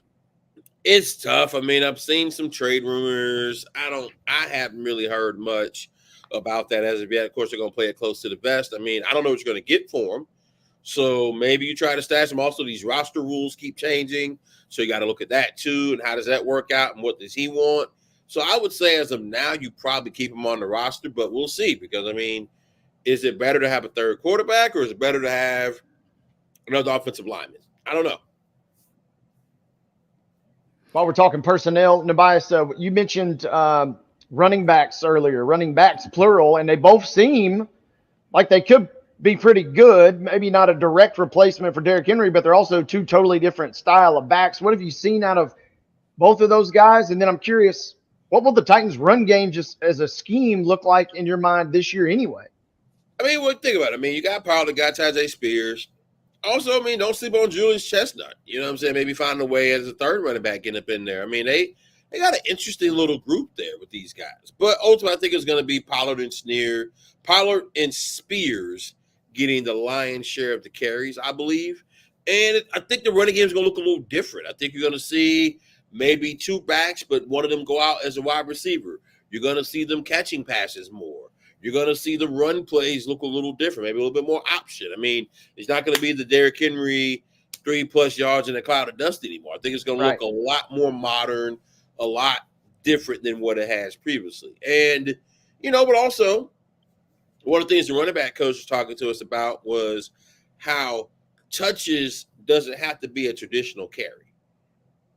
You know what I'm saying? Maybe it's one of those little short shovel passes. Maybe it's running a route. Maybe it's a trick play or some type of thing. You know what I'm saying? There's different ways to get these guys the ball as the football continues to evolve. And I think you'll see a lot of the evolution, particularly with the Titans running backs. NUBYJAS WILBORN of AllTitans.com joining us here on Main Street Sports today, presented by the Tennessee Orthopedic Alliance of Columbia. NUBYJAS, anything that we've missed, anything that caught your eye that we've not touched on to this point? Well, I would say a couple things. Well, one thing I can say safely, I would say overall, I really like where Will Levis is growing. I continue to see him just evolve. I continue to see people rally around him. I am very fascinated as to what he becomes as a quarterback. I mean, you cannot overstate the importance of finding out what he is enough. And he's showing up, man. He's doing all the right things. And I think he has a chance to be a pretty good NFL quarterback. I really think he has a chance to be a guy who you look at and put him in the top half of NFL quarterbacks. I believe that's the case. Now, is he going to be Patrick Mahomes? Let's not go that far. That's number 4, Patrick Mahomes, to you. Well, Number 4 overall in the NFL 100. So that was a point of contention on this show earlier. So we wanted to ask you about that as well. Well, hey, man, listen, the players vote on that stuff, man. And players have different interpretations as to what other people have. I'm not going to say that they're wrong because they're the ones on the field doing it. Right. You know what I'm saying? I would have had Patrick Mahomes as the number 1 player in the NFL. But again, hey, I'm not out there. So the players vote on it. I don't really know how those votes are tabulated. I have actually seen a ballot before, and let's just say I wouldn't be shocked. Okay. You know how, like, back in the day, they had to – well, I guess they still have the coaches poll, right? Mm-hmm. You think every coach is filling out that poll himself? And watching all the games in the country and filling out that poll himself. And when he's also preparing for, the teams, recruiting, because, ABC, always be recruiting. There you go. You know what I'm saying? So you're doing that. You're doing the dinners. You're doing all this stuff. You really think those coaches sitting down there and putting together that top 25 poll themselves? I mean, honestly, it's unlikely. I'm just saying, even with writers, like, how many games do the average sports writer really watch? Like, if you're a beat writer, say you're covering the Vols or Vandy, how many other games are you actually watching? I can tell you, as a beat writer for both of those at various points in my career, not many. Right, because you barely have enough time on, like, it's real. On a Saturday, you got your game, everything you got to do. Writing a note, but I know we get way into the weeds of sports journalism here, which I don't know how much about. But I'm just saying, you have a busy day.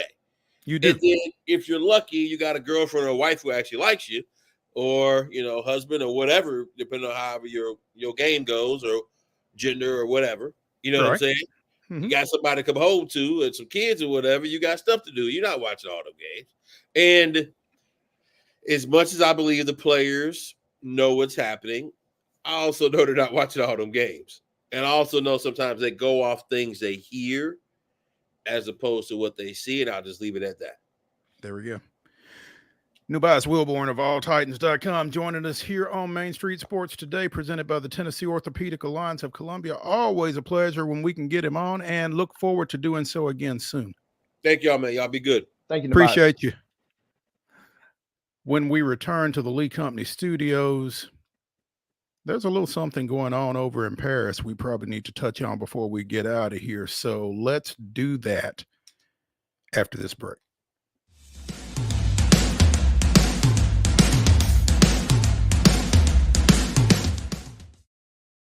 Nashville Sounds Baseball is back in Hit City for the 2024 season. Spend your nights and weekends at the ballpark with weekly giveaways, fireworks shows, throwback deals, live music, and more. Top talent will take the field at First Horizon Park against the AAA Minnesota Twins, Baltimore Orioles, Atlanta Braves, St. Louis Cardinals, Cincinnati Reds, and more. Tickets start at just $10 and are available now at NashvilleSounds.com. We will see you in Hit City.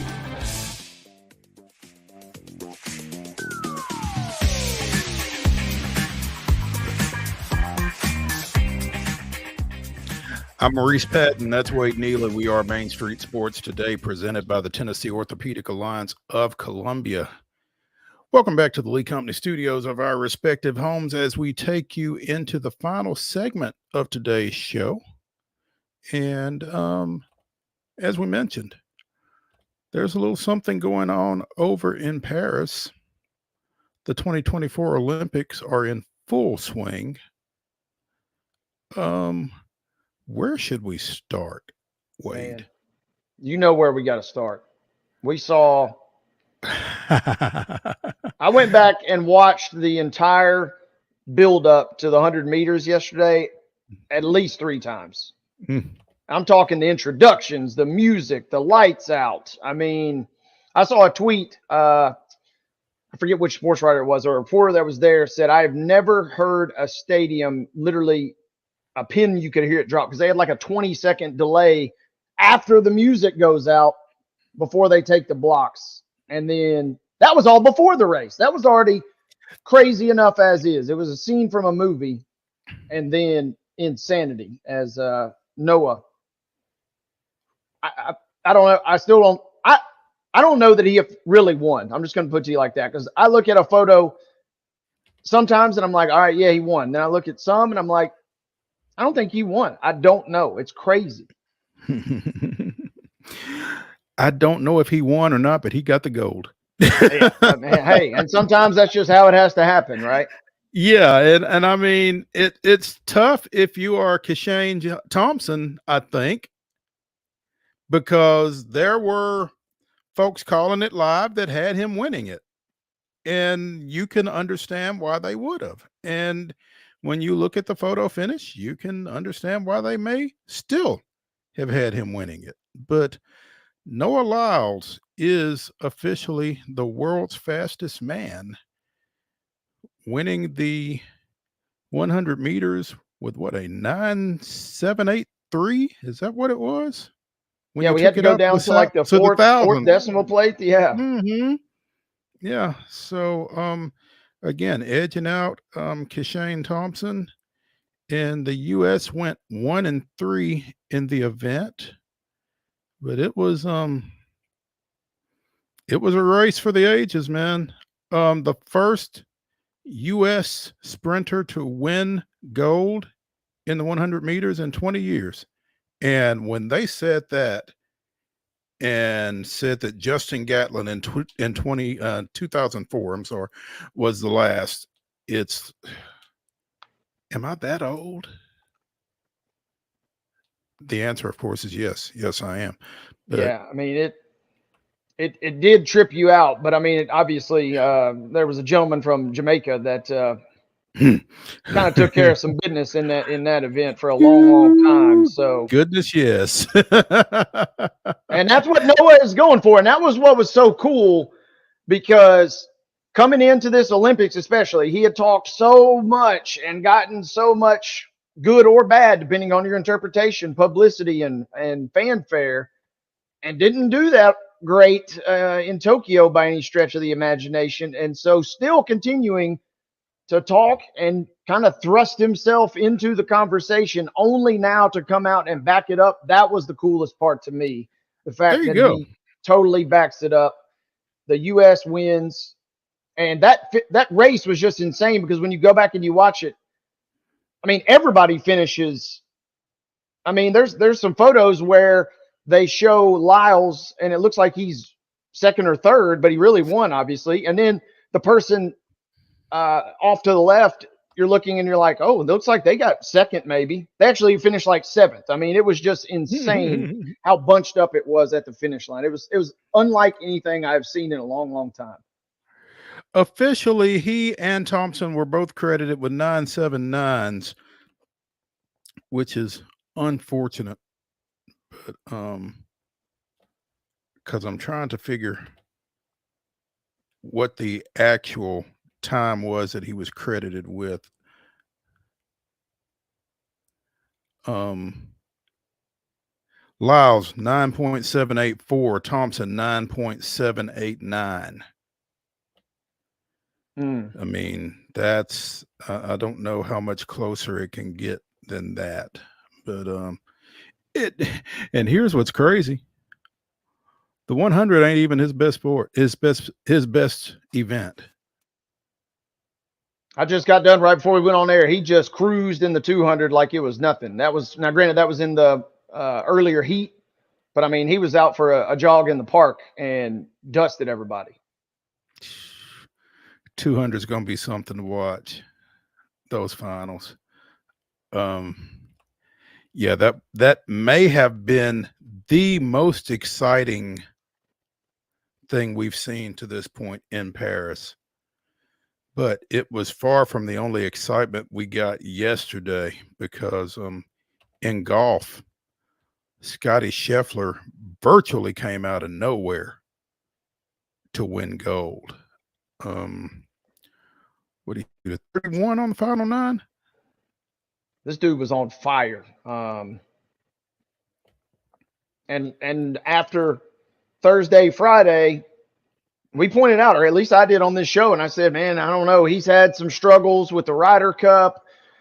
He ain't looking so hot right now. I don't know if he's got it in him.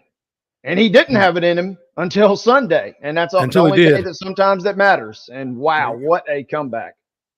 You know, when we were talking Friday, we were talking more about Schauffele, obviously, than we were about Scheffler. And yeah. But they, you know, some folks kind of came back to him a little bit, and he took advantage, getting past Tommy Fleetwood. John Rahm kind of had a little bit of a come apart. Yeah, this was just kind of stormed out of nowhere again, late to win it. So congratulations to him. It's been a heck of a year for Scotty Scheffler.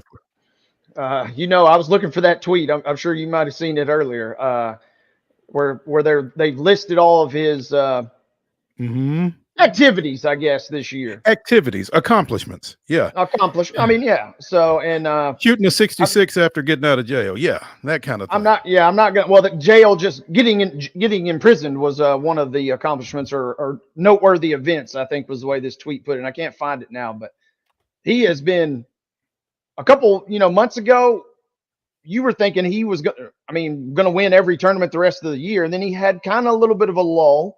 Just by his standards, though, and then to come out and do it like this, that was bonkers. And he's emotional during the medal ceremony. I mean, it was really kind of everything you want from a drama standpoint for the best guy in the U.S. To come out and steal it in many regards, and then showcase to the world kind of what it means and what that event means to him.